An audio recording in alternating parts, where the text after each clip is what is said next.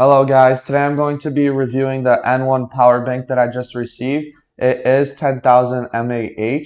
So up here you have the in and out. So it does come with the USB-C so you could charge your power bank. It also comes with the user manual, so everything about the power bank. In the back here you have all four cords. You have a USB-A, you have a USB-C for the newer phones.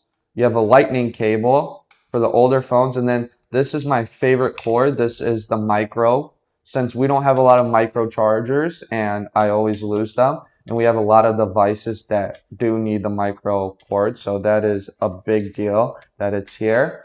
Let me put these back.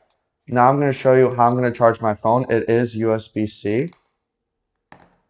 So I'm gonna just plug in my phone. It could charge my phone 2.5 times fully, so that's really good. You do get the LED display right here, which says how much percent your power bank is at. The charger itself is very lightweight and thin, so it fits in your pocket, your backpack, your purses, wherever you need it without extra weight. So I do use this when I do go to school, since I can charge my phone, my AirPods, and my computer and everything all at the same time.